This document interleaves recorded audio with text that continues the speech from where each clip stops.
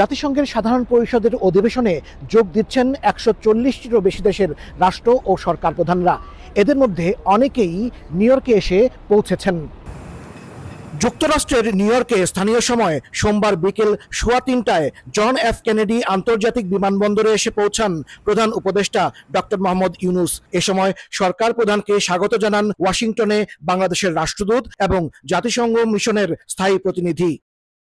এরপরেই যুক্তরাষ্ট্রের মধ্য ও দক্ষিণ এশীয় দূত ও ভারতের নবনিযুক্ত মার্কিন রাষ্ট্রদূত সার্জিও গোর দেখা করেন প্রধান উপদেষ্টার সাথে। এ সময় ডক্টর ইউনূস জানান, ফেব্রুয়ারিতেই একটি অবাধ, সুষ্ঠু ও শান্তিপূর্ণ নির্বাচন করতে সব ধরনের প্রস্তুতি নিচ্ছে সরকার। মার্কিন রাষ্ট্রদূতও ডক্টর ইউনূসের নেতৃত্বের প্রশংসা করে বাংলাদেশের প্রচেষ্টায় যুক্তরাষ্ট্রের পক্ষ থেকে সর্বাত্মক সহযোগিতার আশ্বাস দেন।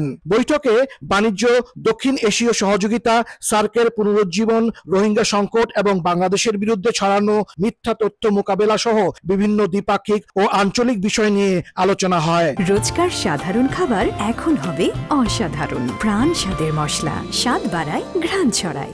বাংলাদেশের সামনে ইলেকশন, উনি বলেছেন যে ইলেকশনের ব্যাপারে দেশ মোটামুটি প্রস্তুত এবং আমরা একটা free, fair and peaceful election একটা হবে সেই বিষয়ে বলেছেন এবং ইউএস অফিসিয়ালদের তরফ থেকে বলা হয়েছে যে তারা সব ধরনের সাপোর্ট বাংলাদেশকে দিবে। সন্ধ্যায় জাতিসংঘ সদর দপ্তরে সামাজিক ব্যবসা সংক্রান্ত উচ্চ পর্যায়ের বৈঠকে যোগ দেন সরকার প্রধান।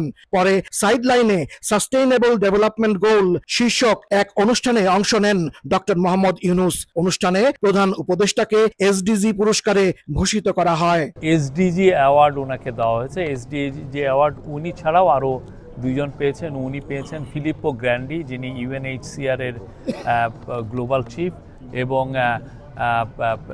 ডাব্লিউটিওর যিনি প্রধান ইনগোজি ইউয়েলা, যিনি নাইজেরিয়ান, উনি পেয়েছেন। এই তিনজনকে দেওয়া হয়েছে। নিউ ইয়র্কে জাতিসংঘ সদর দপ্তরে এক অনুষ্ঠানের ফাঁকে বেলজিয়ামের রানী ম্যাথিল্ড ও প্রাক্তন ব্রিটিশ প্রধানমন্ত্রী গর্ডন ব্রাউনের সাথে সৌজন্য দেখা করেন প্রধান উপদেষ্টা প্রফেসর মোহাম্মদ ইউনূস।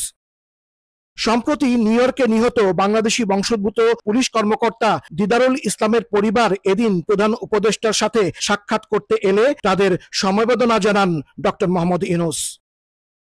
হাসানুজ্জামান সাকি, সময় সংবাদ, জাতিসংঘ সদর দপ্তর, নিউ ইয়র্ক, যুক্তরাষ্ট্র।